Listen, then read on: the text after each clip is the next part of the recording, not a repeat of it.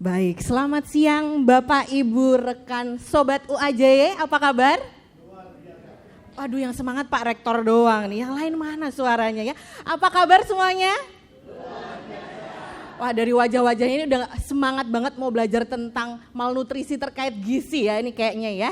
Kami juga ucapkan selamat siang kepada jajaran rektorat dan dekanat serta semua rekan-rekan. Nah, pada siang hari ini dalam rangka pembukaan Fakultas Kedokteran Universitas Atmajaya Yogyakarta, kita mengadakan podcast yaitu terkait dengan gizi. Yang mana topik pada hari ini adalah preventif malnutrisi, investasi kesehatan bangsa. Dan kita mengundang dua narasumber yang luar biasa yang tadi sudah disampaikan ya. Ada Pak Wali Kota dan Dr. Swastiani. Sebelum saya mengundang beliau, izinkan saya membacakan CV dari beliau berdua. Yang pertama yaitu Dr. Hasto Wardoyo, spesialis obstetri dan ginekologi konsultan. Beliau lahir di Kulon Progo 30 Juli tahun 1964. Pendidikan terakhir beliau yaitu menempuh subspesialis jurusan fertilitas, endokrinologi reproduksi di Fakultas Kedokteran Universitas Gadjah Mada. Seperti yang Bapak Ibu dapat lihat, penghargaannya sangat banyak sekali nggih Bapak Wali Kota. Dan yang terakhir adalah penganugerahan gelar Doktor Honoris Causa dalam bidang teknologi dan pemberdayaan masyarakat vokasional Universitas Negeri Yogyakarta. Riwayat pekerjaan beliau juga sangat luar biasa sebagai kepala puskesmas di berbagai daerah di Kalimantan Timur, juga sebagai kepala prodi pendidikan dokter spesialis obstetri dan ginekologi di FKKMK UGM, sebagai bupati 2 periode di Kulon Progo, kepala BKKBN, dan saat ini sebagai wali kota Yogyakarta periode 2025 hingga selesai. Baik, tanpa menunggu berlama-lama lagi kami undang dengan hormat Dr. Hasto, monggo kami silahkan untuk dapat naik ke depan.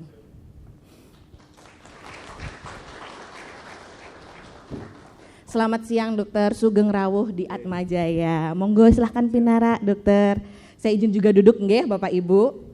Selanjutnya ada narasumber kedua kita yang tidak kalah menarik Bapak Ibu. Beliau tidak hanya mengedukasi pasien-pasiennya saja, tapi juga lewat media sosial. Nanti Bapak Ibu bisa follow ya. Jadi beliau ini sangat aktif mengedukasi pasien-pasiennya terkait dengan penyakit dalam. Nah, izinkan saya membacakan CV beliau. Dr. Luh Putu Swastiani Purnami, spesialis penyakit dalam AIVOKA. Beliau lahir di Yogyakarta 15 Oktober 1989.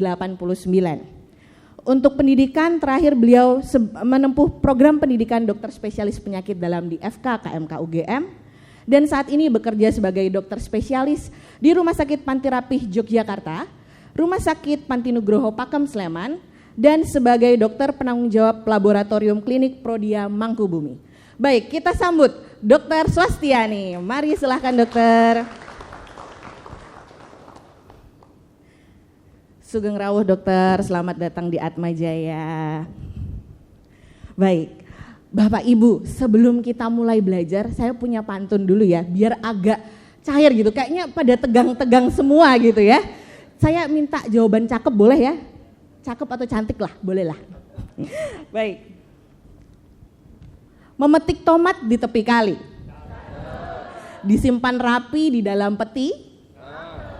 Mari bersama kita telusuri rahasia gizi untuk cegah penyakit sejak dini. Baik, Bapak Ibu, kita akan bahas topik kali ini tentang malnutrisi dan terkait gizi ya. Karena memang FK kami mengambil keunggulan terkait dengan malnutrisi, terutama preventif terhadap obesitas. Nah, mungkin mohon izin dulu kepada Dokter Luh. Dokter, boleh disampaikan kepada kami, sebenarnya malnutrisi itu apa sih dok? Jadi begini teman-teman, sebenarnya malnutrisi itu adalah kondisi dua hal. Jadi kalau misalnya yang sebelumnya kita pahami itu adalah kondisi kekurangan, ya toh. Pasti kita mindsetnya adalah pasiennya itu atau orangnya itu kurus-kurus, ya toh. Terus mungkin yang anak-anak tuh kurus terus perutnya buncit gitu. Tapi sebenarnya ternyata malnutrisi itu dari definisi dulu ya. Mal itu artinya salah. Nutrisi itu artinya ya zat-zat nutrisi, artinya nutrisi yang salah. Nah, ini terbagi menjadi 2 spektrum ya. Jadi spektrumnya adalah kekurangan atau defisiensi dan kelebihan atau over ya, over dari nutrisi. Nah, mungkin boleh di slide ini paparan saya.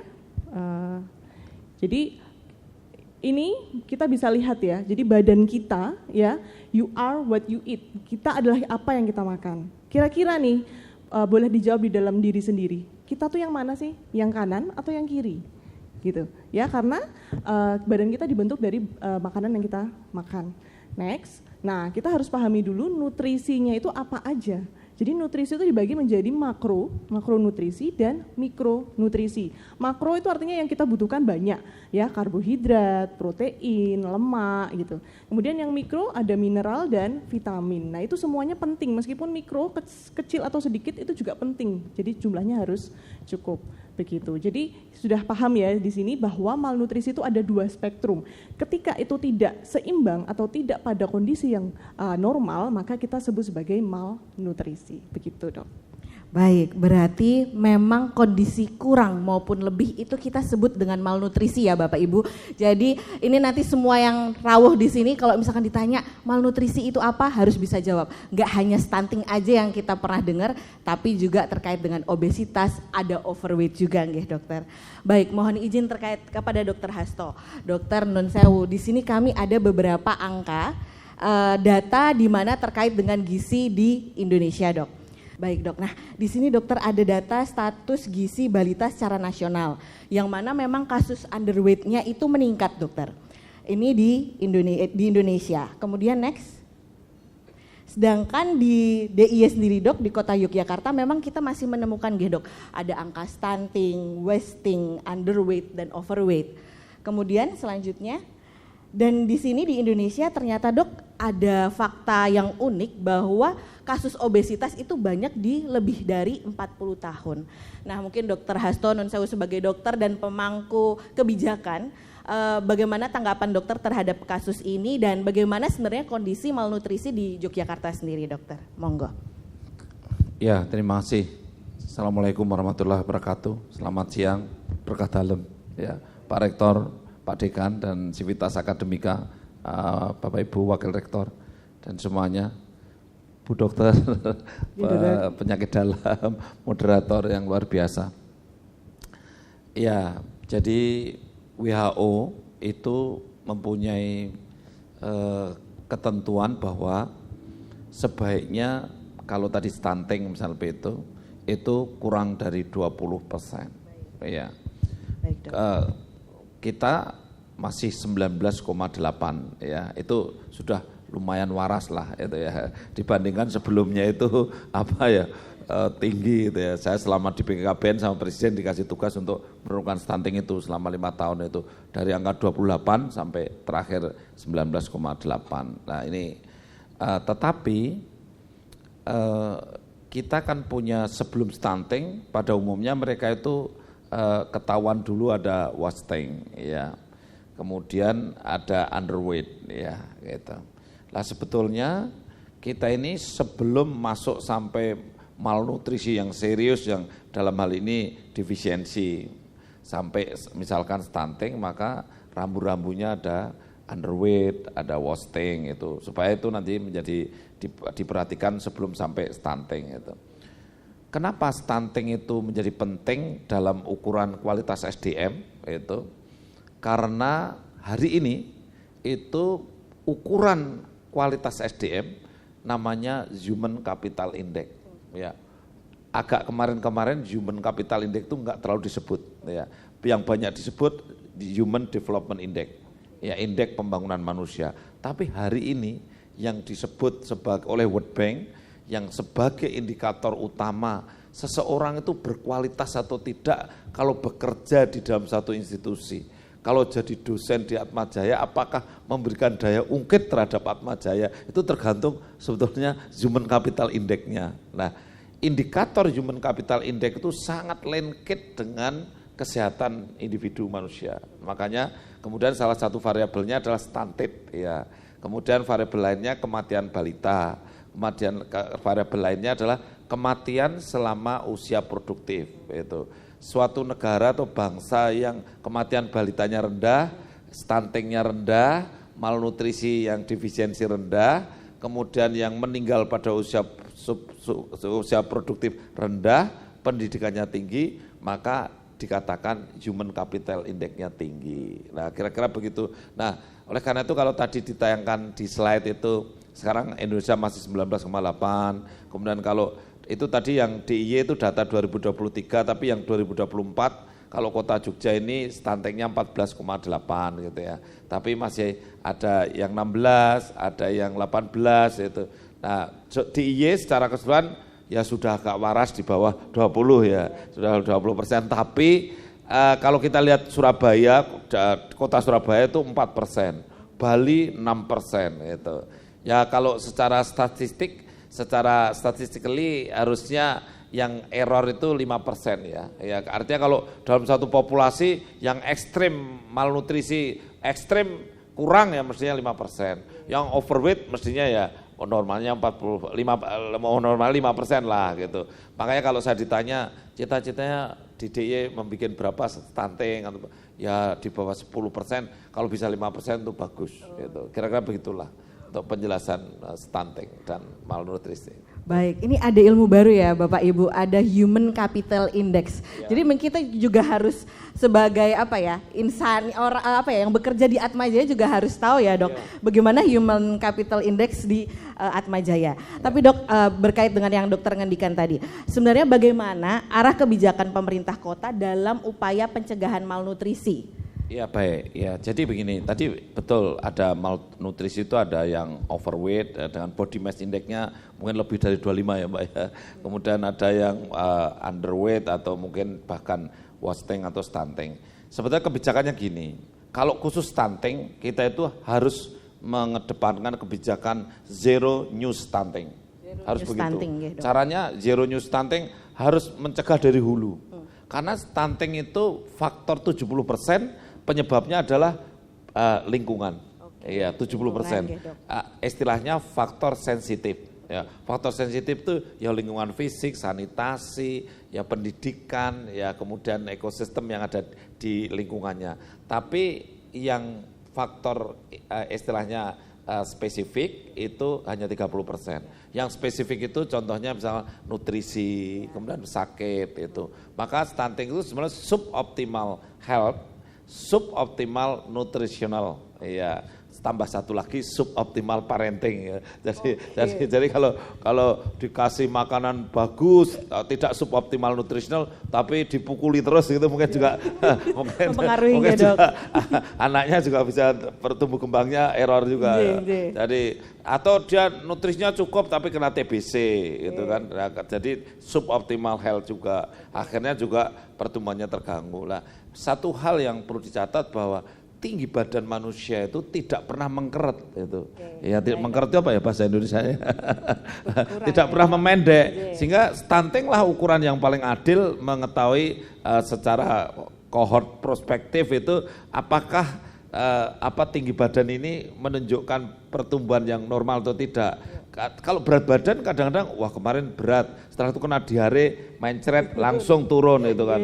Nah, makanya tinggi badan menjadi satu indikator yang penting. Nah, sekali lagi kalau dari pemerintah daerah preventif itu menjadi upaya mencegah lahirnya new stunting. Nah, salah satu hal yang perlu saya ingatkan, hari ini kan calon pengantin itu kan kalau di kota Yogyakarta misal, yang nikah setahun tuh sekitar 1.600 di kota Jogja. Itu nanti yang hamil di tahun pertama itu 80%. Jadi yang hamil nanti sekitar 1.300 di tahun pertama itu.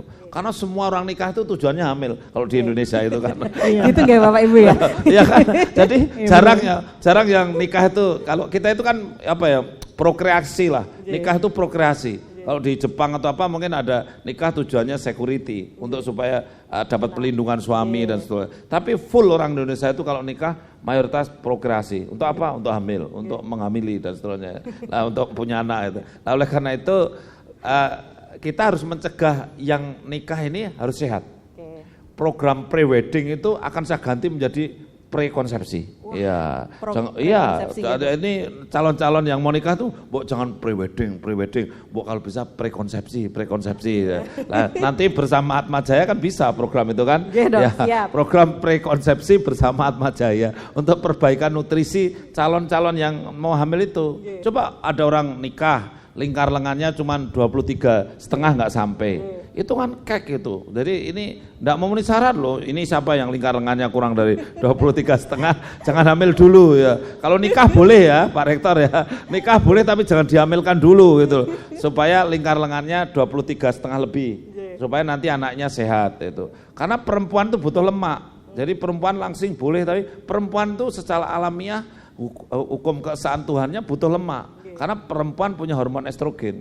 Nah makanya harus mulai dari caten ini harus memenuhi syarat untuk hamil dulu. Kalau anemi juga minum tablet tambah darah dulu. Perempuan itu menstruasinya sebulan 200 cc. Sementara laki-laki mau donor 250 cc aja 3 bulan sekali kan. Perempuan itu pasukan berani mati itu setiap bulan 200 cc kan gitu. Tapi dia nggak merasa bahwa dia itu setiap bulan donor lewat pembalut itu kan. Ya. Lah, makanya tolonglah pre-wedding itu jangan dibesar-besarkan. Ayolah kita membesarkan prekonsepsi. Periksa HB, periksa berat badan, body mass index itu. Jangan dibela-belain pre-wedding sampai 10 juta, 20 juta untuk foto, bakar hutan, sampai gitu kan. Kan sampai dibela-belain begitu ya. Itu kan waduh, itu kurang kerjaan kalau menurut saya. Sementara menyiapkan sperma suami itu kan butuh 73 hari. Minimal 73 hari, karena spermatogenesis itu 73 sampai 75 hari, sehingga nutrisi suaminya harus kecukupan vitamin C, zinc. Kalau yang merokok harus rokoknya dikurangi dulu 3 bulan konsepsi ya, sebelum nikah. Nah istri asam folatnya harus dipenuhi, vitamin D harus dipenuhi, karena kalau perempuan-perempuan itu kalau diperiksa itu ada cuma 2, insufisiensi atau defisiensi vitamin D itu loh. Iya, tapi dia nggak kerasa itu. Nah, menurut saya sekali lagi menyiapkan dari sebelum melahirkan itu penting sekali. Ya, Mas. Baik Bapak Ibu, jadi kita ada terbuka juga ya bahwa dari pemerintah itu tidak hanya di yang sudah stunting aja, tapi ada juga yang sebelumnya nggak dok, prekonsepsi ya dok. Jadi mungkin nanti Bu Ima sebagai kepala KSDM kalau ada yang mau izin menikah ya, mungkin dicek dulu Bu lingkar lengannya dulu ya Bu, udah memenuhi atau belum, diizinkan menikah boleh, hamil jangan. Kalau saya udah terlanjur hamil dok, tapi saya dari overweight dok, jadi jangan dicontoh ya. Baik, kita lanjutkan. Dokter Swastiani. Tadi Dokter Hasto sudah ngendikan juga bahwa ada tanda awal ya dok sebelum mencapai stunting. Nah itu bagaimana dok, tanda-tandanya apa aja, dan mungkin sebagai masyarakat umum bagaimana cara kita untuk mencegah dan mewaspadai bahwa kita lagi tanda-tanda menuju ke malnutrisi nih gitu. Monggo dokter. Baik, ini topiknya malnutrisi yang mana nih? Yang dua-duanya? Dua-duanya dokter. Dua-duanya ya. Oke, jadi sebagai dokter spesialis penyakit dalam, jadi kan memang segmen saya adalah orang dewasa ya. Jadi mungkin saya akan bahasnya ke segmen yang dewasa. Jadi kalau misalnya dewasa yang saat ini terjadi, yang saya temui di poliklinik itu teman-teman lebih dari 50% ya pasien-pasien yang datang itu adalah diabetes. Jadi mungkin cocok ya dok, endokrin ya dok ya. Ya, benar ya dok ya. Jadi diabetes itu ternyata lebih dari 50%. Jadi kita tidak menyadarinya karena apa? Di awal mereka tidak bergejala. Jadi kalau tadi ditanya tandanya apa? Di awal tidak bergejala. Gejala itu artinya yang dirasakan. Itu. Kemudian kalau dewasa sebenarnya ya teman-teman jarang kami menemui yang benar-benar malnutrisi banget kecuali dia ada penyakit komorbid tertentu, misalnya kanker atau ada gangguan penyerapan, misalnya irritable bowel syndrome dan segala macam. Jadi kebanyakan yang saya temui justru malah yang sering kali disepelekan, diabaikan adalah over. Jadi kelebihan berat badannya gitu. Nah, mungkin boleh dibukakan ada natural history atau progresi kenapa bisa sampai jatuh ke kondisi diabetes. Itu sebenarnya kita harus sama-sama paham bahwa kita tuh nggak serta-merta tiba-tiba gula darah datang itu tinggi, itu enggak. Semua itu ada prosesnya teman-teman. Jadi kalau misalnya ditanya tandanya apa, dari badan yang gemuk misalnya tidak ada gejala pun itu sudah tanda. tanda awal bahwa jika dibiarkan dia akan jatuh ke dalam kondisi diabetes nantinya, kemungkinan besar. Nah, di sini ya. Jadi, nih, di garis yang tegak lurus putus-putus itu adalah kondisi di mana diabetes itu terdiagnosis. Jadi pada saat pasien periksa gula darahnya tinggi, itu terdiagnosis. Seringkali kita tidak melakukan medical check up atau cek gula darah rutin. Gitu. Orang Indonesia itu kebanyakan tidak rutin. Misalnya pada ibu hamil, ya karena dia hamil aja dicek gitu kan, baru ketahuan gitu. Nah, sehingga apa akibatnya? Pada saat dia terdiagnosis ke fasilitas kesehatan, sebenarnya diabetesnya sudah lama, bisa 5 tahun sebelumnya sebenarnya sudah terdiagnosis diabetes. Nah, kita lihat di sini di grafik bahwa kondisi awal namanya obesitas atau sindrom metabolik itu sudah terjadi kondisi yang namanya resistensi insulin. Gitu. Jadi ketika resistensi insulin, sel beta pankreas yang menghasilkan insulin yang di bawah warnanya hijau itu akan habis-habisan mengeluarkan insulin. Jadi insulinnya dikeluarkan habis-habisan demi apa? Demi gula darah yang nampaknya bisa normal dulu sebelum terdiagnosis. Tapi itu insulinnya udah habis-habisan dikeluarin. Tapi sel beta pankreas ini juga bisa mogok. Gitu ya Dok ya, bisa mogok gitu. Kalau diperkerjakan dengan terus-terusan kita makannya over karbo, nggak pernah olahraga, tetap dipertahankan obesitasnya seperti itu. Akhirnya kadar insulinnya pasti akan menurun dan mulailah naik gula darahnya. Yang perlu saya tekankan di sini teman-teman, kita lihat di bagian bawah. Di bagian bawah komplikasi yang terjadi akibat kondisi sindrom metabolik dan diabetes ini. Ada 2, makrovaskuler yang sebelah kanan, kemudian mikrovaskuler yang sebelah kiri saya. Nah, yang sebelah kanan itu terjadi stroke, sumbatan pembuluh darah ya, sumbatan pembuluh darah kaki, jantung yang merupakan dampak dari aterosklerosis itu sudah terjadi pada saat pre-diabetes. Artinya kondisi, Dok, saya itu gemuk tapi saya sehat-sehat aja. Oh, jangan salah, Anda sedang menabung aterosklerosis, gitu ya. Jadi komplikasi makrovaskuler sudah terjadi di situ. Baru setelah terdiagnosis diabetes, maka komplikasi mikrovaskulernya mengikuti. Nah itu yang seringkali terlambat terdiagnosis, datangnya sudah, Dok saya kesemutan terus. Dicek gula, ternyata gulanya tinggi, itu sudah komplikasi ke saraf. Artinya diabetesnya sebenarnya udah lama, enggak pada saat itu juga. Dok mata saya kabur, wah itu ada komplikasi ke retinopati, ke retinanya gitu. Dok kok kencing saya mumplok, ada busanya, dicek gula tinggi, ternyata komplikasi ke ginjal, seperti itu. Jadi pada dewasa ya, dewasa sehat yang tidak ada penyakit kanker atau tadi ya gangguan penyerapan, itu yang perlu digarisbawahi adalah kelebihan nutrisi ya, yang terutama karbohidrat, karena karbohidrat itu kan maksimal 50% ya Dok ya, 50% ya, jadi kebanyakan kita apa? Masih ada yang suka makan nasi, lauknya mie, ya enak sekali ya, khas Indonesia ya, nah, itulah yang menyebabkan ini banyak. Dan ada satu penelitian terbaru, kenapa sih Dok saya tuh nggak gemuk, tapi kenapa saya diabetes? Karena ternyata orang Indonesia itu ya, populasi Asia itu sel pankreasnya itu lebih jelek daripada populasi non Asia ternyata. Jadi dia menghasilkan insulinnya, sel beta pankreasnya itu tidak sebanyak orang-orang non Asia. Jadi dia akan cepat habis-habisan tuh sel beta pankreasnya itu cepat-cepat. Jadi dari grafik ini teman-teman itu kita juga bisa jadikan pegangan. Kapan sih pasien-pasien diabetes itu diberikan insulin? Gitu. Jadi enggak semata-mata aku udah dapat insulin berarti aku udah parah banget, belum tentu. Ya, seperti itu.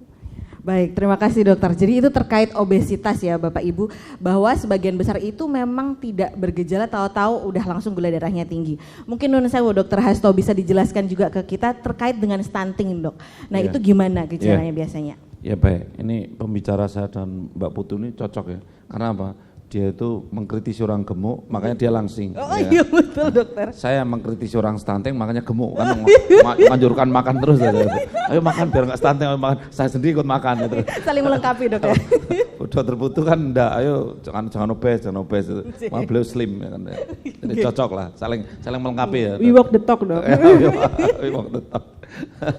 Ya, jadi stunting itu kan sebetulnya harus dikenali dini ya, dini. Jadi biasanya kalau berat badan tidak naik ya 3 bulan berturut-turut, ini dia akan masuk ke grafik underweight ya.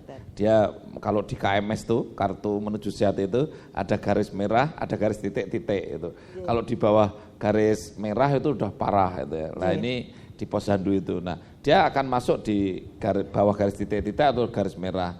Nah, ini berarti dia underweight. Kalau underweight itu berjalan 3 bulan berturut-turut gitu, biasanya bulan keempatnya tinggi badannya nggak nambah. Iya, sehingga kira-kira bulan keempatnya baru akan masuk stunting. Karena nanti kalau diukur stunted ini kan hubungan antara tinggi badan terhadap umur. Iya, ketika hubungan tinggi badan terhadap umurnya sudah tidak sesuai normal, dia menyimpang 2 SD, 2 standar deviasi, lah berarti dia masuk stunting. Nah itu maka kenalilah gejala wasting dan juga underweight itu sebelum nanti akhirnya stunting. Itu kira-kira begitu. Nah, sebagai tambahan bahwa stunting itu hanya bisa dicegah, dikoreksi utamanya di 1000 hari kehidupan pertama. Jadi mulai dari sel telur sama sperma ketemu gitu sampai akhirnya lahir itu 280 hari. Setelah lahir itu hidup di dunia itu 280 ditambah 720 hari pas 1000. Jadi 720 hari hidup di dunia bayi lahir itu umurnya pas 24 bulan.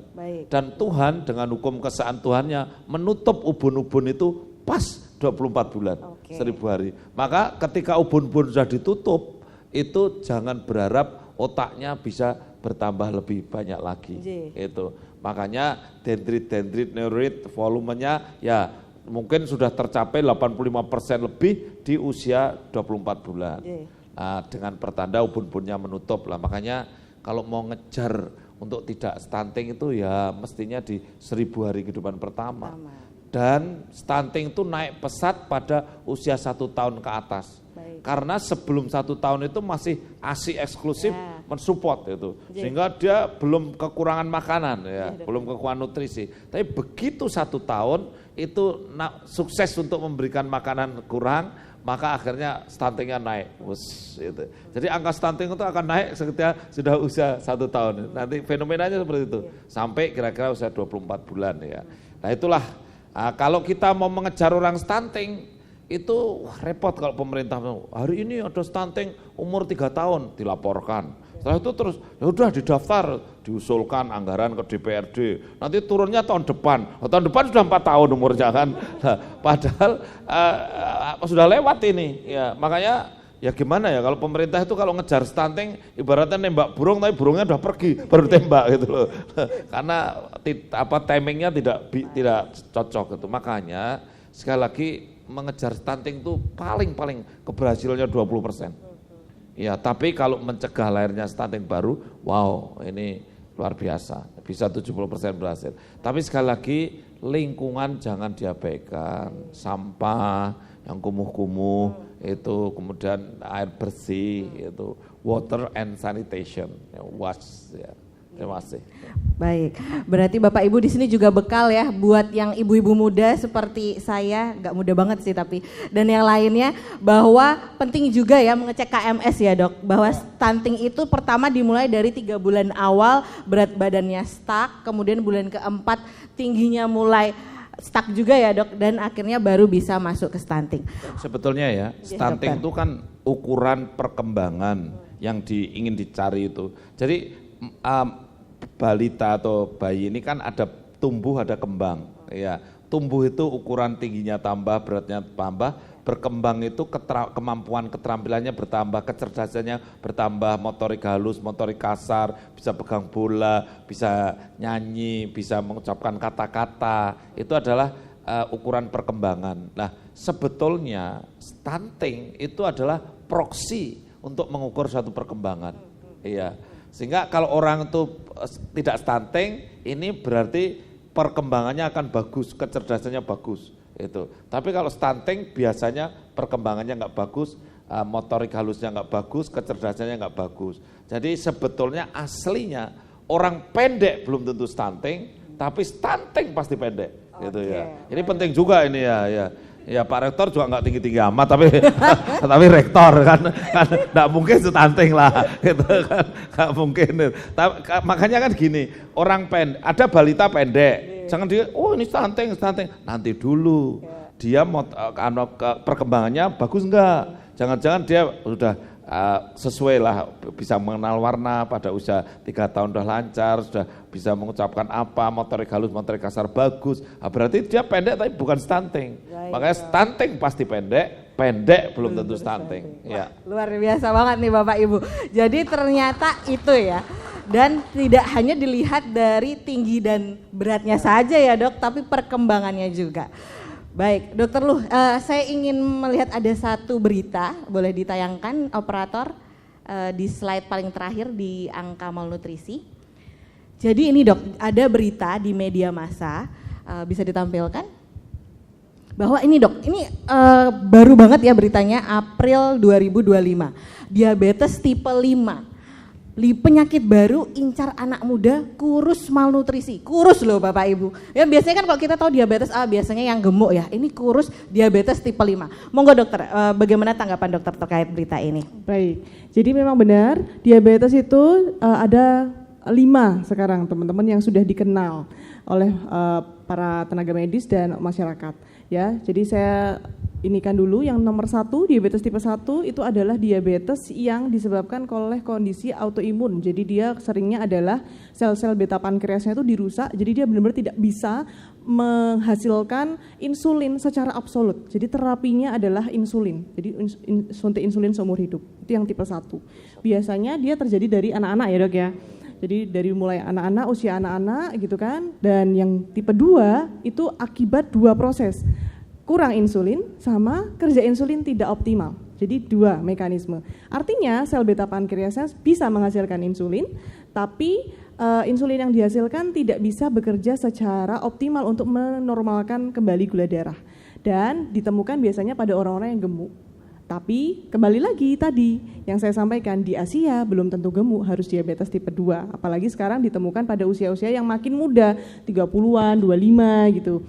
Itu sudah mengalami diabetes tipe 2. Kemudian tipe 3, nah ini Dokter Hasto sering ketemu nih, diabetes tipe 3 ya Dok ya, diabetes gestasional ya. Jadi diabetes yang baru terjadi pada saat kehamilan.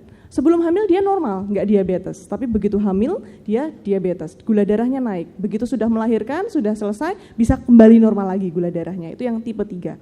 Kemudian yang tipe 4 adalah diabetes atau naiknya gula darah yang diakibatkan oleh kondisi-kondisi medis tertentu atau diinduksi oleh obat-obatan. Misalnya pasien-pasien autoimun kan, dia dapat steroid, betul, steroid, prednison, lama-lama gula darahnya tinggi. Begitu nanti obatnya ditapering, gula darahnya akan baik. Nah sebenarnya teman-teman, diabetes tipe 5 itu sebenarnya sudah terjadi dari dulu. Tapi isunya naik kembali. Jadi diabetes tipe 5 ini adalah kondisi ya sama seperti diabetes yang lain, gula darahnya tinggi gitu. Sel beta pankreasnya masih bisa menghasilkan insulin tapi lebih sedikit gitu. Namun dia dikaitkan dengan kondisi malnutrisi. Jadi dulu itu sering terjadi di Afrika ya, di tahun 1700-an, dan di Indonesia juga pernah terjadi di Jawa Tengah. Kenapa? Karena waktu itu ini ya, nutrisinya kurang, kelaparan gitu masyarakatnya, mereka mengganti bahan pokok dengan singkong. Nah, singkong itu yang dimakan ya, dimasaknya kurang matang atau singkong beracun. Nah, ternyata racun dari singkong yang dimasak kurang matang itu menghancurkan atau merusak sel beta pankreasnya.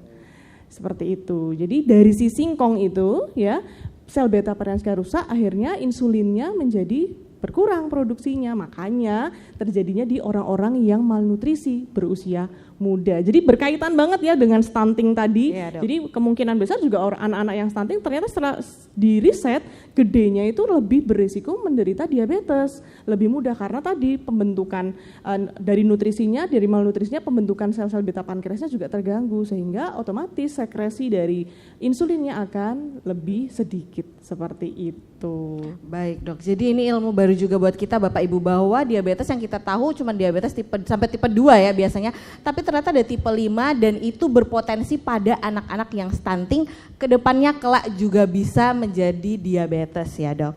Baik, kembali lagi kepada Dokter Hasto. Dokter, apakah ada kolaborasi dari pemerintah dengan akademisi ataupun harapan dokter terhadap kami institusi pendidikan Dok? Monggo. Iya, saya sudah MOU dengan Pak Rektor ini ya untuk One Village, One Sister University. Jadi nanti kami dengan senang hati Atmajaya, Fakultas apa, Prodi apa, mau mengambil pilot project di desa atau kelurahan mana di kota Jakarta, kami dengan senang nanti ikut arahan Pak Rektor dan Pak Dekan dan jajaran.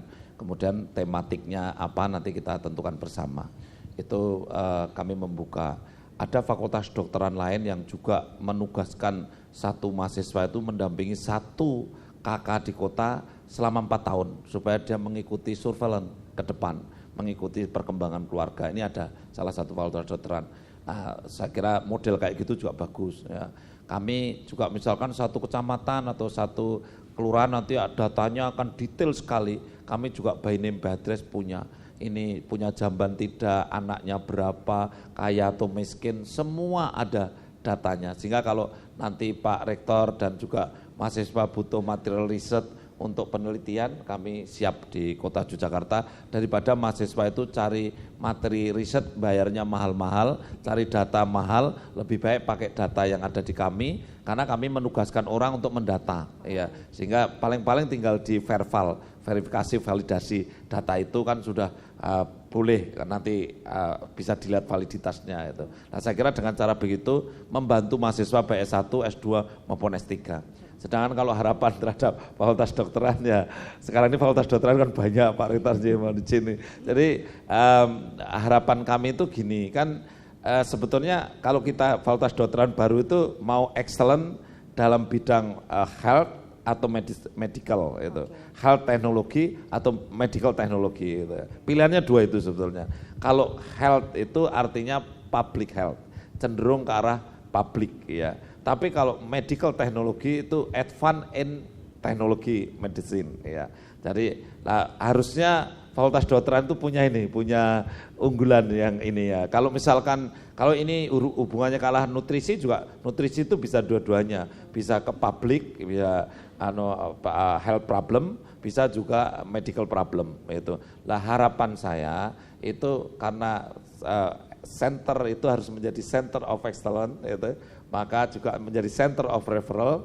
Maka fakultas kedokteran itu harus menjadi center of excellence dan center of referral, harapan kami.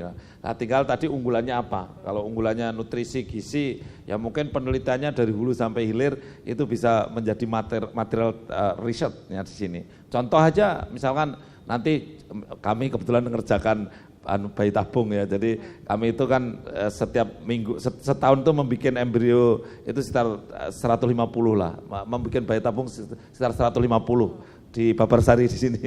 Artinya kalau misal ada yang mau meriset ini yang terkait dengan orang tuh kurus atau gemuk misal begitu ya.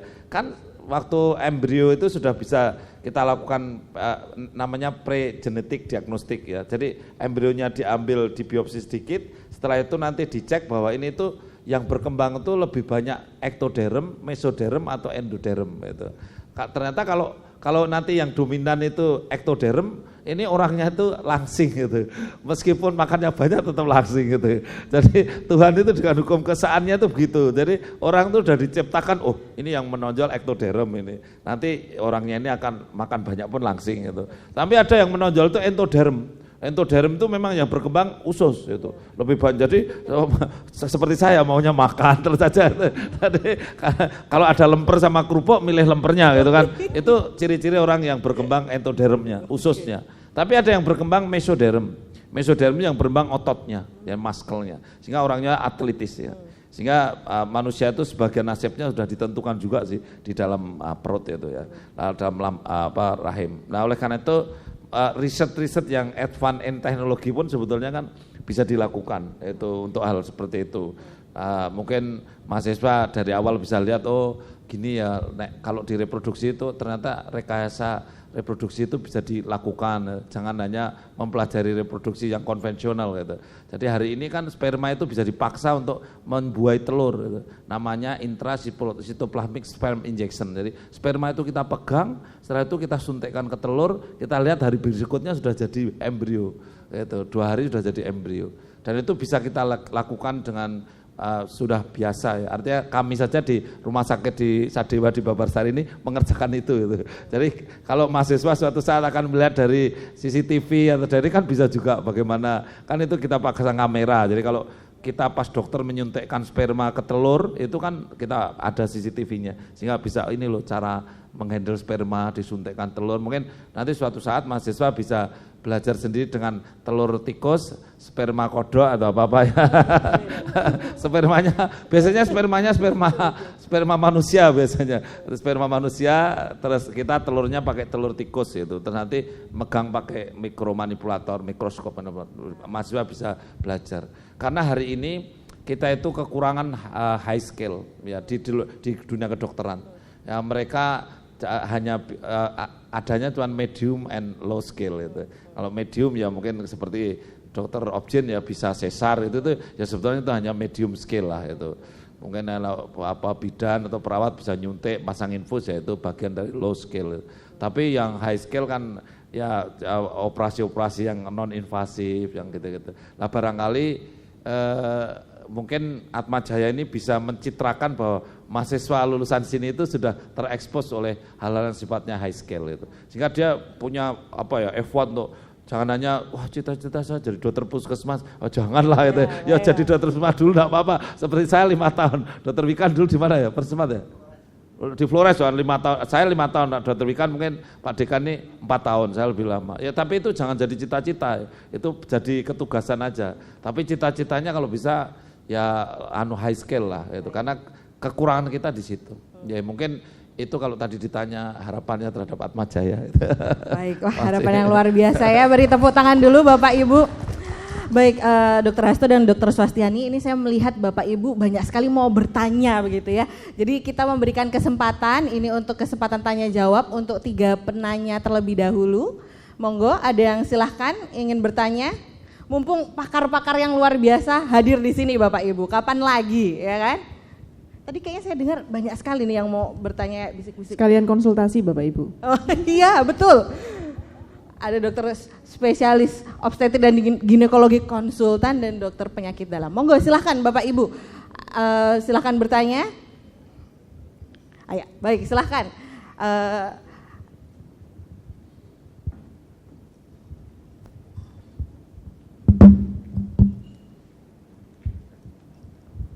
Baik, mohon izin, selamat siang dokter, Bapak Wali Kota, kemudian Dr. Luh, dan mohon izin Pak Rektor dan Bapak Ibu tamu undangan. Ya, mohon izin, nama saya Dimas, saya juga dari Fakultas Kedokteran Atmajaya Jogja. Di sini mohon izin sangat dengan tema yang sangat baik sekali, peran dokter masa depan dalam mewujudkan generasi sehat dan cerdas. Nah tadi mungkin sudah banyak kita belajar, tapi di sini yang ingin saya konfirmasi kembali dan saya juga penasaran seperti keunggulan kami yaitu yang malnutrisi, khususnya obesitas. Nah di situ tadi kan awalnya dari stunting dan lain sebagainya tadi kan sudah dijelaskan akan berpotensi menjadi diabetes, kemudian juga salah satunya dari stunting itu nanti juga bisa meningkatkan faktor risiko menjadi obesitas juga gitu. Nah itu tentunya menjadi tantangan kami seperti kita melihat tren dari obesitas semakin tahun juga semakin meningkat. Sehingga itu menjadi panggilan untuk kami yang harapannya menjadi peran kami nantinya menjadi dokter yang unggul, inklusif, humanis, dan integritas untuk menangani masalah obesitas. Nah, pertanyaannya adalah untuk obesitas tersebut kepada Bapak Wali Kota, mohon izin, apakah ada kebijakan atau rencana dalam pencegahan obesitas yang ada di Jogja tadi, khususnya di wilayah Jogja? Mungkin rencananya seperti apa? Karena bila dilihat semakin lama trennya semakin meningkat. Begitu pula kepada Dr. Luh, untuk nanti semisal ada apakah selama ini bagaimana dalam pencegahannya dan kemudian untuk mendukung rencana tersebut nantinya. Kurang lebihnya demikian dan semoga seperti tadi harapannya lulusan dari Atmajaya nanti menjadi salah satu tenaga-tenaga yang high skill ke depannya. Begitu kurang lebihnya. Terima kasih. Boleh, monggo. Terima kasih. Saya mohon tanggapan dari kedua narasumber. terkait dengan tadi munculnya diabetes sampai tipe 5 begitu ya. Nah, tadi digambarkan ada orang yang megang secangkir kopi dan donat ya. Itu kan tren. Terutama untuk anak muda apalagi ya. Makan donat, minum kopi itu wah, nikmatnya minta ampun ya Pak Hasto ya. Nah, bagaimana kira-kira kita bisa mengedukasi masyarakat untuk masyarakat itu betul-betul berperilaku sehat? Karena sekarang hampir tiap hari kita digempur dengan iklan dari media elektronik terutama ya, dan media cetak dan lain-lain ya. Bagaimana kemudahan orang makan ya, terutama makanan-makanan yang kita sebut junk food itu ya. Lu anak sekarang suruh makan singkong goreng dan burger, pasti yang ditunjuk burger. Suruh makan sego jagung yang nganggo iwak peyek begitu ya, dengan spaghetti, pasti yang ditunjuk spaghetti. Nah, ini kira-kira saran dari Pak Hasto dan juga Bu Putu, apa yang harus kita lakukan untuk mengedukasi masyarakat supaya kemudian hal-hal yang buruk ini tadi tidak terjadi. Saya ya sedih begitu anak muda kok sekarang banyak yang diabetes ya, belum ya. Ini kok kayaknya olahraga ya ora tahu saiki. Takut karena olahraga kena pajak ya, makanya. Nah, itu mungkin juga nanti malah jadi pemicu juga, ini bisa jadi. Mohon tanggapannya, matur nuwun. Baik, terima kasih Pak Rektor.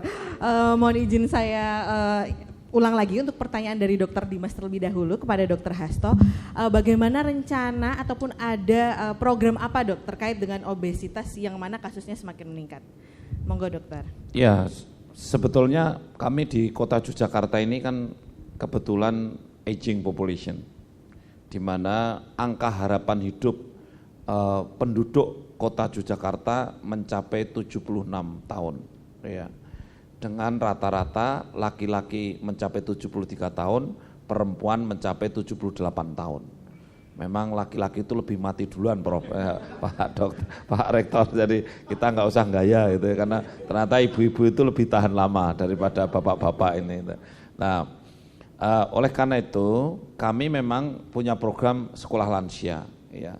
Sebenarnya sekolah lansia itu salah satu materinya adalah di situ bagaimana mencegah untuk tidak terjadi overweight, yaitu obesitas. Dan kami di sekolah lansia juga kan perempuan itu setelah umur 51 tahun rata-rata menopause.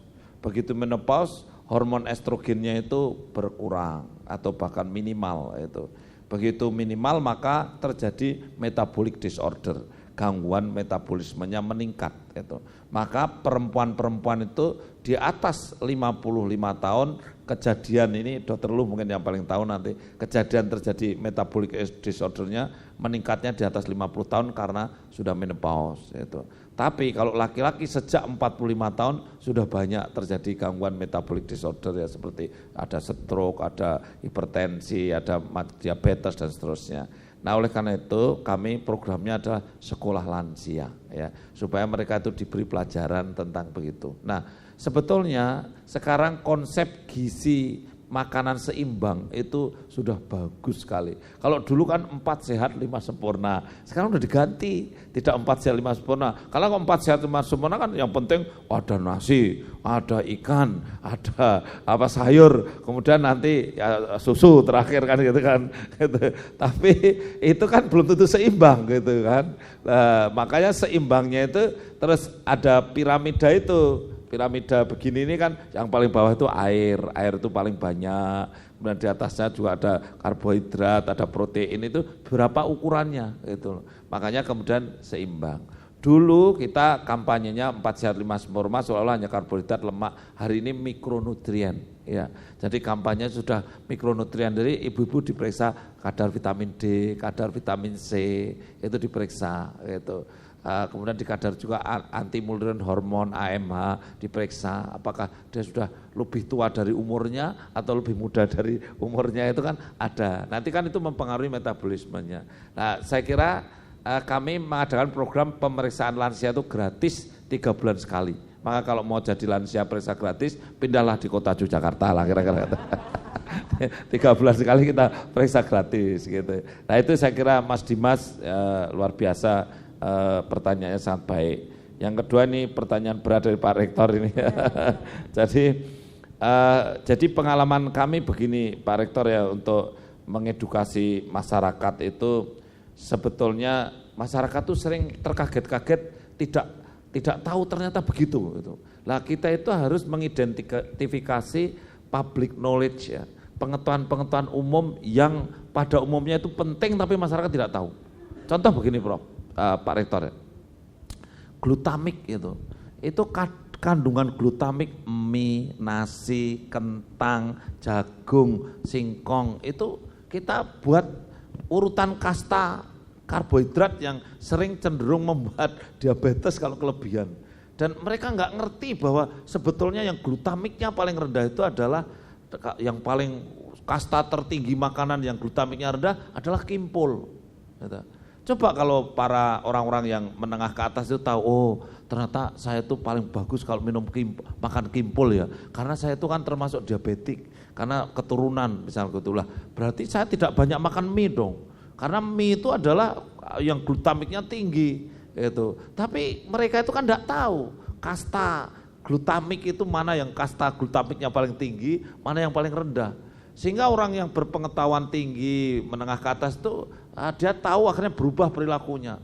Maka saya pernah ikut ya workshop di Executive Training Program namanya Lemhanas, terus extend ke Harvard 3 bulan. Di sana itu di mall-mall itu kalau yang paling banyak dijual itu kimpul. Kalau saya cari di sini, di mall di sini kimpul nggak ada itu, karena di sini makanannya mie gitu kan, jadi yang banyak mie. Tapi di Boston itu kimpul itu populer karena itu makanan dengan glutamik paling rendah gitu loh. Nah sebetulnya kalau menurut saya menggeser mindset itu penting ya. Jadi dengan menjelaskan karbohidrat kasta glutamik aja mereka berubah perilakunya. Oh kalau begitu saya makannya tidak nasi terlalu banyak ya enggak. Yang paling jahat apa? Ya mie dan roti, karena itu tepung, dari tepung. Roti yang dibuat dari gandum ya, gandum. Itu waduh berat sekali. Nah, oleh karena itu saya pikir meningkatkan pengetahuan, merubah mindset, terus akhirnya merubah perilaku itu menjadi bagian yang penting. Contoh satu lagi yang lain Prof, Pak Rektor. Jadi orang itu pada kalau di kampung-kampung itu orang pesta itu keren kalau ada daging, ya, daging sapi. Kalau orang punya hajat meskipun miskin, kalau nggak ada daging sapi rasanya seperti seperti nggak ada gengsinya lah gitu. Padahal yang paling tinggi DHA omega 3-nya kan lele, ikan kembung, ikan laut itu. Tapi lele itu kan harganya cuma 18.000, daging sapi kan 120.000. Lah kita itu karena nggak punya pengetahuan tentang itu, kita dibela-belain wes miskin, larang, kleru misalnya kan. Jadi lo kan ada ini wes miskin, leceng dituku larang, kleru misalnya itu kan. Sehingga akhirnya belinya malah daging sapi gitu, milih bakso, ambok loyo itu kita itu telur juga mengandung DHA omega 3, mencegah stunting, menumbuhkan otak gitu. Nah cuman kita ini ciloko betul itu memang refleks kita itu kan nek dodolan panganan itu ngapusi itu menjadi hobi. Kalau makanan itu sudah laris kemudian dipalsu, itu orang-orang kita itu begitu Pak Rektor. Sehingga akhirnya apa? Kita senangnya bikin cilok gitu. Karena cilok itu hanya rasa ikan, rasa ayam, rasa apa, tapi ikannya enggak ada. Telurnya juga enggak ada. Saya kemarin di 100 hari kerja saya di kota ini, saya sweeping semua cilok yang ada di sekolah-sekolah itu. Saya periksa Prof. Pak Rektor, ternyata enggak ada, yang rasa telur itu enggak ada telurnya, sudah diperiksa itu proteinnya enggak ada, lemaknya pun sedikit sekali. Jadi ajarnya ya cuman kanji, adanya cuman padi kanji itu dikasih telurnya mungkin 1 untuk sak layah gitu kan gitu. Nah, saya bilang orang Indonesia itu macam pinter begitu. Jadi kalau kita makan cilok ya ciloko tenan gitu. Padahal sekarang ini semua kami cilokan semua ya kan. Semua orang tuh waduh cilok-cilok terkenal sekali. Lah coba orang Eropa bikinnya apa? Hamburger ya. Hamburger tuh makanan jujur. Kalau ada telur ya ketok, ya ada sayur ya ketok, ya kemudian rotinya juga kelihatan, ada daging kelihatan, jujur. Ya. nggak mau menipu sama sekali mereka itu kan. Tapi kita itu nek kon sing rada ngapusi senenge. Wah iki badine akeh. Wah jangan betul-betul. Itulah kita itu manusia-manusia nyelekuti sing jadi maunya itu dapat tapi apa ya, nguntet loh. Dapat dari nguntet itu sama dengan nyelekutis itu ya. Nah, itulah menurut saya ya kaitannya dengan ayolah kita mengedukasi itu kan. Lele saya kira murah tapi kembung murah tapi DHA omega 3. Kalau daging sapi lemak jenuh. Kalau ikan lemaknya bukan lemak jenuh kan gitu. Nah kayak gitu mungkin penting ya. Terima kasih. Baik, terima kasih dokter. Jadi peningkatan pengetahuan dan mindset itu juga sangat penting.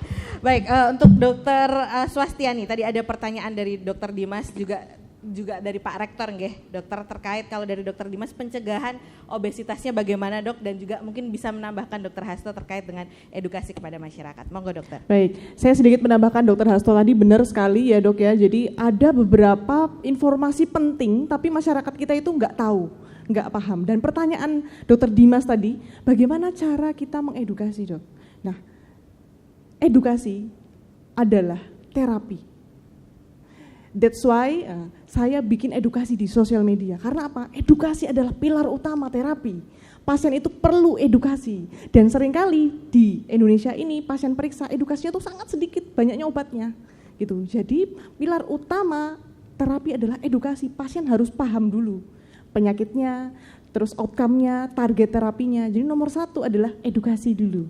Gitu. Nah, ini adalah tadi yang sudah disebutkan oleh Dr. Hasto, gizi seimbang. Jadi masyarakat Indonesia, bahkan saya sendiri itu belajar lagi gitu, bahwa makanan yang kita konsumsi itu ternyata buah itu harus 3 sampai 5 porsi sehari, sayur harus 3 sampai 5 porsi sehari. Jadi nggak cuman melulu karbohidrat aja, karena ternyata mindsetnya adalah itu tadi, banyak karbonya, lebih di karbonya. Mungkin bisa di next slide. Jadi bentuk piringnya, nah ini ya teman-teman, jadi salah satu pilarnya tadi edukasi itu ya seperti yang kita lakukan saat ini, podcast ini ya. Jadi bagaimana kita mengedukasi masyarakat, jadi harus sering-sering ya Pak Rektor ya, diadakan ya podcast ini ya Pak Rektor ya.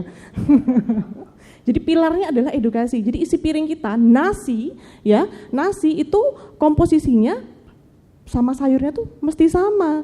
Jadi nggak cuma hiasan aja sayurnya. Baru terus lauknya pastikan itu mengandung protein, bukan bakwan jagung, bukan mendoan gitu. Jadi benar-benar protein dan sayur dan buah-buahan ya. Jadi benar-benar kita mulai dari diri kita sendiri. Jadi mungkin dari podcast ini atau dari hari ini kita jadi lebih paham lagi bahwa ini loh sebenarnya isi piringku yang benar-benar oke, gizi seimbang yang sudah digaung-gaungkan oleh Kemenkes, dan bisa kita lakukan mulai dari diri kita sendiri.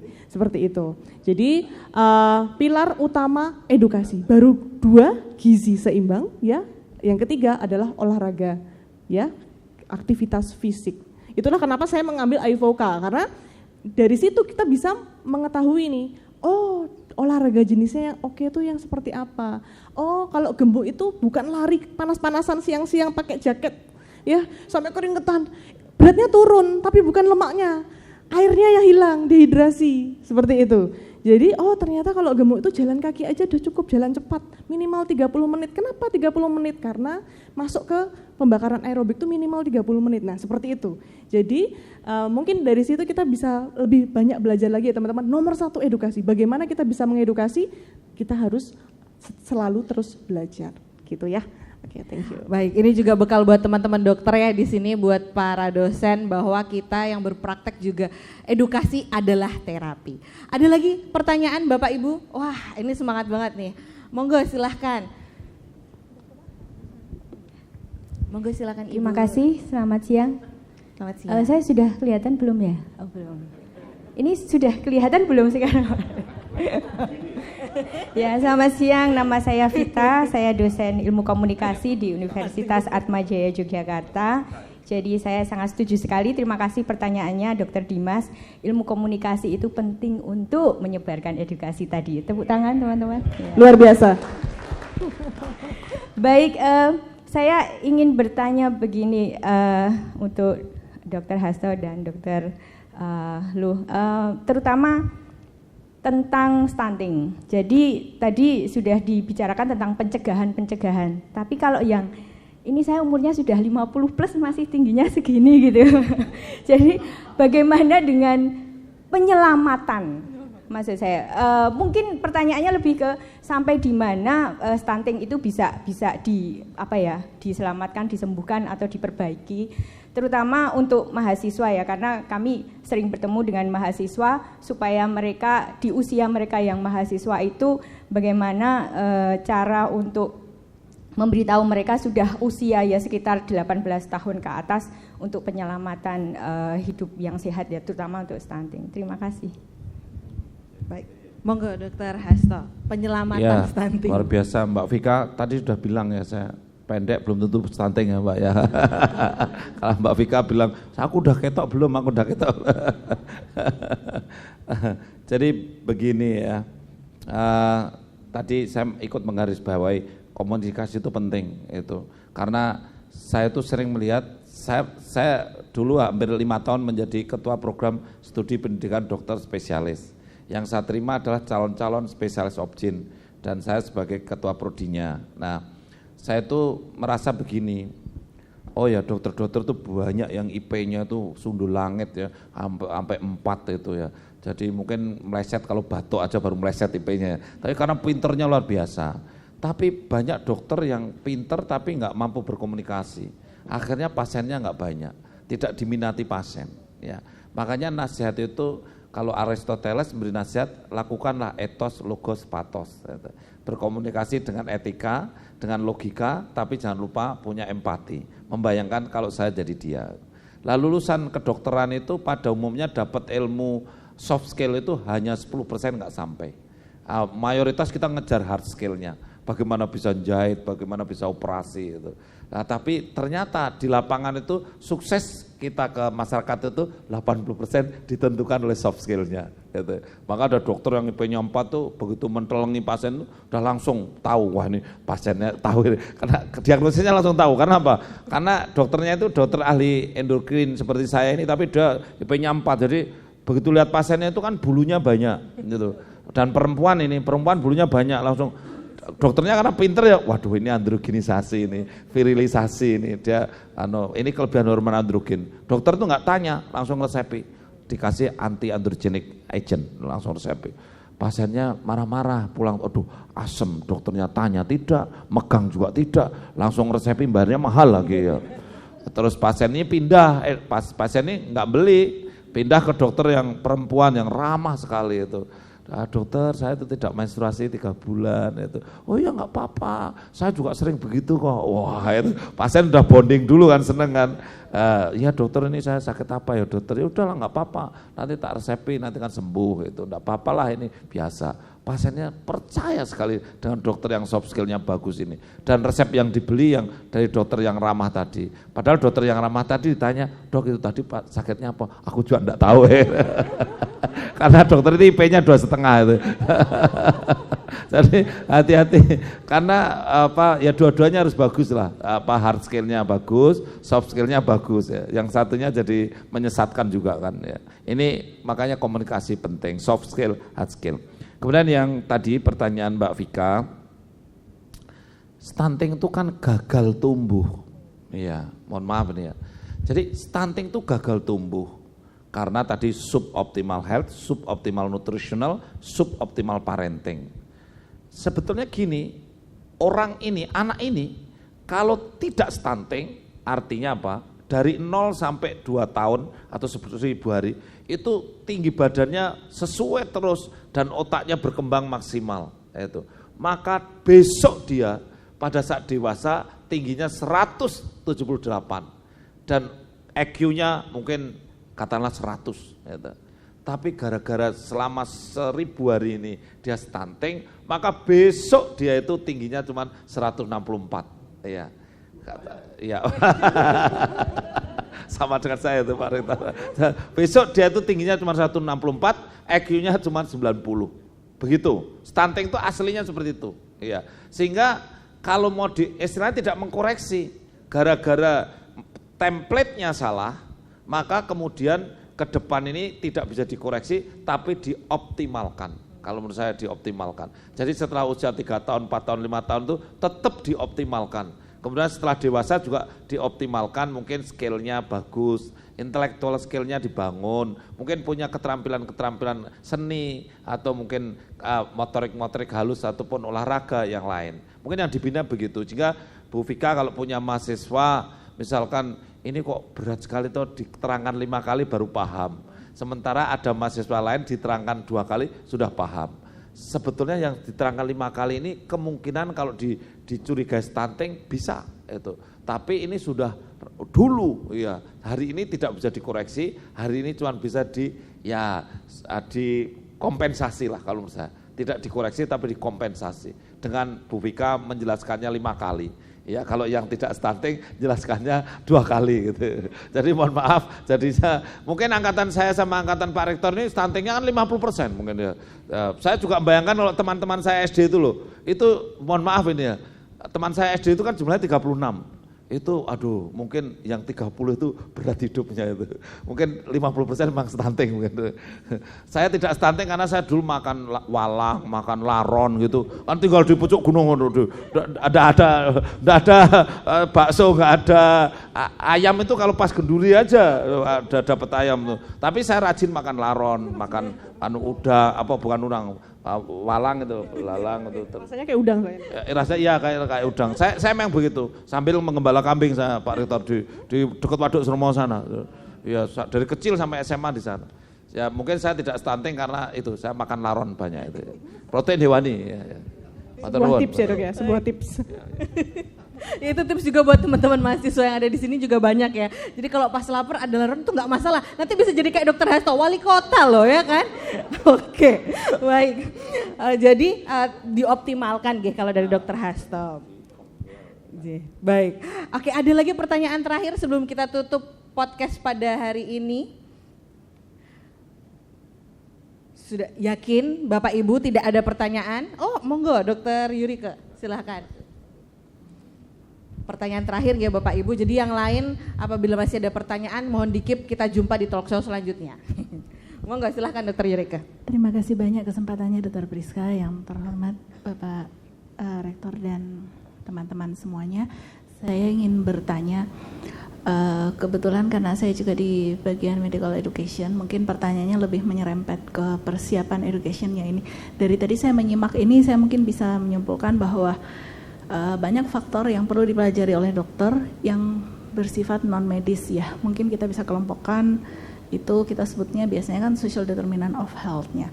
Dan saya juga sangat senang tadi ada tawaran untuk kita bisa berdinamika dengan masyarakat di Kota Yogyakarta gitu. Nah mungkin untuk lebih memperjelas langkah kami, mungkin kami bisa mendapatkan gambaran kira-kira dari pemerintah Kota Yogyakarta itu kalau kita implementasikan pembelajaran di komunitas ini dalam bentuk service learning atau apa mungkin begitu Pak, tepatnya yang lebih bisa memenuhi harapan dari pemerintah kota juga, dan tentunya sebagai seorang wali kota yang juga dengan background medis tentu sangat bisa memahami bahwa pendidikan ini juga harus banyak muatan medik-mediknya. Kan kita masih berpatokan pada SKDI Pak Dokter untuk pemenuhan kompetensi, yang mana itu memang sangat jauh dari apa pembicaraan kita sekarang, tetapi memang kita menyadari bahwa tuntutan dokter masa depan ini memang dituntut sangat banyak ke arah sosialnya tadi. Jadi ringkasnya mungkin saya mohon diberikan, kita ada panduan mungkin dari panjenengan untuk kami bisa memikirkan tindak lanjut pendidikan yang bisa kita berikan kepada calon dokter masa depan ini. Terima kasih. Yurika. Ya Bu Yurika ya, saya kira bagus ya pertanyaannya. Saya punya pengalaman bersama waktu itu ada Prof. Jasawati, ini Pak Dr. kan saya kira Prof. Hakimi itu karena dalam satu tim namanya CHNRL itu ya, jadi Center Health and Nutritional yang dibangun di Purworejo ya, sehingga pada waktu itu secara long term hampir 20 tahun membuat surveillance seluruh KK yang ada di Purworejo, seluruh kabupaten itu. Jadi seluruh warga di kabupaten itu by name by address ada variabel apa saja ada di CHN, Central Health and Nutritional yang dibangun di bawah Fakultas Kedokteran UGM waktu itu. Nah, maksud saya mungkin Atmajaya bisa membangun seperti itu di kota Yogyakarta. Bisa silakan mau ngambil seluruh kota boleh, kalau mau dimulai dari yang mudah dulu, satu kecamatan juga boleh itu. Sehingga akan ada field laboratory yang itu menjadi nanti ya berbagai macam public health yang ada di masyarakat bisa menjadi bagian dari material riset maupun material teaching ya. Kalau menurut saya konsepnya seperti itu. Nah, kalau yang di Purworejo waktu itu ya fokusnya pada nutrisi, pada gizi, masalah gizi. Makanya namanya CHN, Center of Health and Nutritional. Sehingga data tentang berat badan, tentang tinggi badan itu lengkap semuanya. Nah, barangkali model seperti itu. Sehingga nanti mahasiswa itu bisa mendapat 3 hal.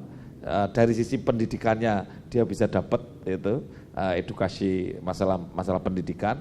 Mau masalah risetnya dia juga dapat penelitian, kemudian pengabdiannya juga dapat. Gitu. Kita punya tim itu dari teman-teman di gereja itu ada namanya Sego Mubeng gitu. Sehingga ketika Sego Mubeng itu food bank sebetulnya ya. Jadi itu banyak dimotori oleh teman-teman dari gereja. Sehingga kalau yang defisiensi, insufisiensi, nutrisi, malnutrisi tadi yang stunting, yang kek, yang lengannya kurang tuh dapat dari Sego Mubeng itu. Nah, ini kan belajar untuk menyelesaikan masalah itu dari hulu hilir, tidak hanya ansih masalah medisnya, tapi juga masalah-masalah sosialnya. Ya, jadi saya kira saya setuju Pak Rektor bahwa juga Pak Dekan, Pak Wikan, bahwa mungkin kelebihannya Atmajaya ini mungkin soft skill-nya bisa lebih baik gitu ya. Jadi sehingga membekali mahasiswa itu sejak awal sudah betul-betul tidak hanya menara gading dari sisi intelektual medical teknologi, tapi dia menjadi betul-betul terimplementasi dengan kontekstual terhadap problem yang di tengah masyarakat. Ya. Kami juga punya problem sampah dan lingkungan yang juga menjadi faktor risiko terhadap stunting. Ya. Saya kira itu nanti monggo Bu Yurike, kami dengan senang Pak Rektor untuk nanti memulai di mana dengan timnya kami siap untuk mendampingi dan melaksanakan. Matur nuwun, terima kasih. Ya. Baik, terima kasih. Beri tepuk tangan dulu untuk kedua narasumber kita, Bapak Ibu. Baik, tidak terasa ya waktunya sudah berjalan begitu cepat, udah mau sore ini Bapak Ibu, nggak kerasa kan ya. Baik, untuk menutup acara pada siang hari ini kami mohon izin memberikan, monggo dari Dr. Hasto dan juga Dr. Swastiani memberikan closing statement terkait dengan podcast pada siang hari ini. Monggo Dokter. Baik, terima kasih Dokter. Jadi teman-teman, malnutrisi itu bukan hanya kurang gizi, tapi juga kelebihan gizi. Dan pada dewasa saat ini, kelebihan gizi, terutama karbohidrat, perlu kita waspadai dan kita fokuskan. Ya, karena nutrisi yang seimbang, gizi seimbang tadi yang sudah ditampilkan tadi, itu adalah fondasi awal kita, ya, terhadap infeksi, kemudian kekebalan tubuh, imun, dan juga ketahanan tubuh kita sampai nanti lansia. Closingnya adalah let food be our medicine. Thank you. Terima kasih. Monggo silakan Dr. Hasto. Ya, saya tutup dengan cerita singkat ya. Saya waktu kampanye stunting ke seluruh Indonesia itu salah satunya di Kalimantan Selatan. Saya rubah kebiasaan masyarakat itu BAB di sungai, ya di daerah Kabupaten Banjar itu, karena banyak yang masih BAB di sungai. Karena kemudian nanti banyak diare dan stuntingnya nggak turun-turun, maka kita bikinkanlah jamban-jamban bersama TNI. Kemudian setelah itu akhirnya orang kita minta untuk BAB-nya di jamban, tidak di sungai. Gitu. Kemudian saudara-saudara sudah semua sudah punya jamban, sudah itu sudah berfungsi baik, sudah. Gitu. Terus pertanyaan terakhir, apa sudah dipakai? Belum. Padahal sudah dibikinkan itu. Nah, terus setelah ditanya itu gini, lu kenapa kok belum?